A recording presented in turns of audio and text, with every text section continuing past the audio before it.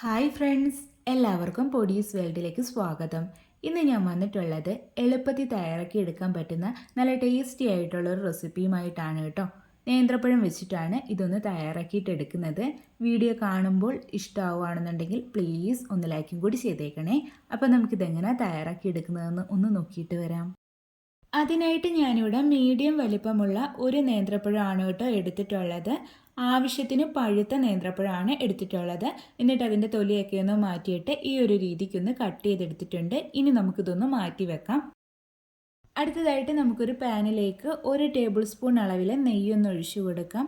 നെയ്യൊന്ന് ചൂടായിട്ട് വരുമ്പോഴേക്കും ഞാനിതിലേക്ക് കുറച്ച് കാഷ്യൂ നട്ട്സ് ഒന്ന് ചേർത്ത് കൊടുക്കുന്നുണ്ട് കേട്ടോ. ഒന്ന് ചെറുതാക്കി ഒടിച്ചിട്ടാണ് ചേർത്ത് കൊടുക്കുന്നത്.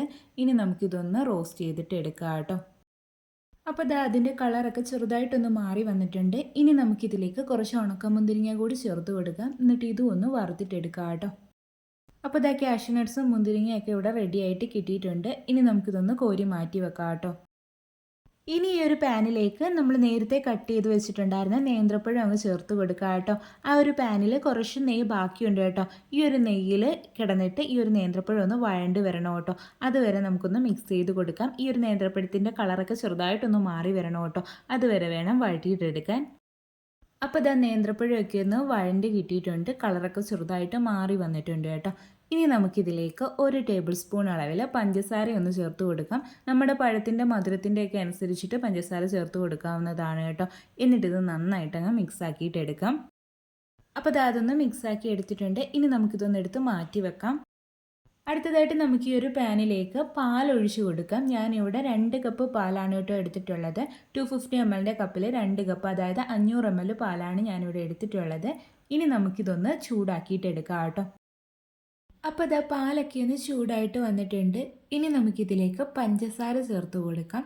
ഞാനിവിടെ 3 ടേബിൾ സ്പൂൺ അളവിലാണ് കേട്ടോ പഞ്ചസാര ചേർത്ത് കൊടുക്കുന്നത്. നമുക്ക് എത്രത്തോളം മധുരം വേണമോ അതനുസരിച്ചിട്ട് ചേർത്ത് കൊടുക്കുക കേട്ടോ. എന്നിട്ട് നന്നായിട്ട് മിക്സ് ആക്കിയിട്ട് എടുക്കാം. ഇനി നമുക്ക് ഈ ഒരു പാലൊന്ന് തിളപ്പിച്ചിട്ടും കൂടി എടുക്കാം കേട്ടോ. പാലൊന്ന് തിളച്ച് വരുന്ന സമയം കൊണ്ട് നമുക്കിതിലേക്ക് ആവശ്യമായിട്ടുള്ള കസ്റ്റാർഡ് പൗഡർ ഒന്ന് മിക്സ് ചെയ്തിട്ട് എടുക്കാം കേട്ടോ.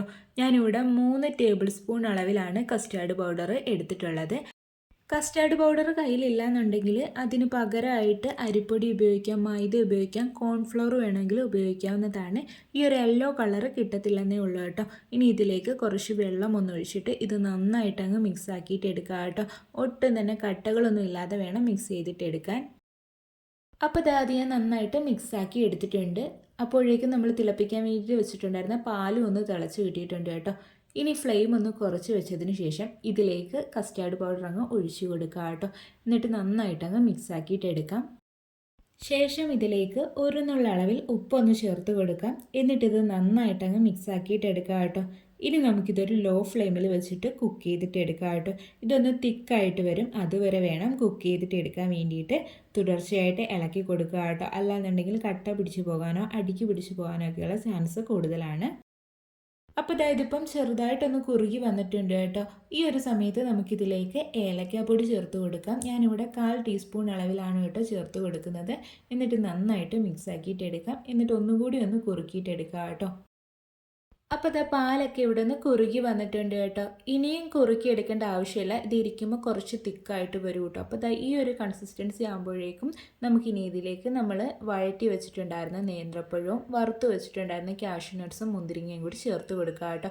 കുറച്ചെടുത്ത് ഞാൻ മാറ്റി വെച്ചിട്ടുണ്ട്, ബാക്കിയാണ് കേട്ടോ ചേർത്ത് കൊടുക്കുന്നത്. എന്നിട്ടിത് നന്നായിട്ടങ്ങ് മിക്സ് ആക്കിയിട്ട് എടുക്കുക കേട്ടോ. അപ്പോൾ ഞാൻ നന്നായിട്ട് മിക്സാക്കി എടുത്തിട്ടുണ്ട്. ഇത് ഇന്ന് ചൂടായിട്ടും കൂടി കിട്ടിയിട്ടുണ്ട് കേട്ടോ. അപ്പോൾ ഇത്രയും മതി. ഇനി നമുക്ക് ഫ്ലെയിം ഒന്ന് ഓഫ് ചെയ്ത് കൊടുക്കാം. എന്നിട്ട് ഇതൊന്ന് എടുത്ത് മാറ്റാം കേട്ടോ. അപ്പോൾ അത് ഞാനൊരു പാത്രത്തിലേക്ക് ഒന്ന് സെർവ് ചെയ്യുന്നുണ്ട് കേട്ടോ. ഇത് ചൂടോടുകൂടി വേണമെങ്കിൽ കഴിക്കാം, ചൂട് മാറിയിട്ട് കഴിക്കാം. അതൊക്കെ നമ്മുടെ ചോയ്സാണ് കേട്ടോ. കുട്ടികൾക്കൊക്കെ തീർച്ചയായിട്ടും ഇഷ്ടപ്പെടുന്ന ഒരു ഐറ്റം ആണ് കേട്ടോ. ഇതൊരു പുഡിംഗ് എന്ന് വേണമെങ്കിൽ പറയാൻ പറ്റുന്ന ഒരു ഐറ്റം ആണ്. അപ്പോൾ എല്ലാവരും ഒന്ന് തയ്യാറാക്കി നോക്കണേ. തയ്യാറാക്കി നോക്കിയിട്ട് ഫീഡ്ബാക്ക് പറയാൻ മറക്കരുത്. അപ്പോൾ അതിൻ്റെ മുകളിലേക്ക് ഞാൻ ബാക്കി മാറ്റി വെച്ചിട്ടുണ്ടായിരുന്ന നേന്ത്രപ്പഴവും മുന്തിരിങ്ങയും കാഷ്യൂ നട്ട്സും ഒക്കെ വെച്ച് കൊടുക്കുന്നുണ്ട് കേട്ടോ. അപ്പോൾ എല്ലാവരും തയ്യാറാക്കി നോക്കിയിട്ട് ഫീഡ്ബാക്ക് പറയണേ. വീഡിയോ ഇഷ്ടമായിട്ടുണ്ടെങ്കിൽ ലൈക്കും കൂടി ചെയ്തേക്കണേ. അതുപോലെ തന്നെ ആദ്യമായിട്ട് ചാനൽ കാണുന്ന കൂട്ടുകാർ ആരെങ്കിലും ഒക്കെ ഉണ്ടെങ്കിൽ പ്ലീസ് ഒന്ന് സബ്സ്ക്രൈബ് ചെയ്ത് സപ്പോർട്ടും കൂടി ചെയ്യണേ. നമ്മുടെ ചാനലിൽ നേന്ത്രപ്പഴം വെച്ചിട്ട് തയ്യാറാക്കി എടുത്തിട്ടുള്ള കുറേ റെസിപ്പീസൊക്കെ പോസ്റ്റ് ചെയ്തിട്ടുണ്ട് കേട്ടോ. എല്ലാവരും കയറി ഒന്ന് കണ്ടും കൂടി നോക്കണേ. വീണ്ടും നല്ലൊരു വീഡിയോ ആയിട്ട് വരാം. Thanks for watching.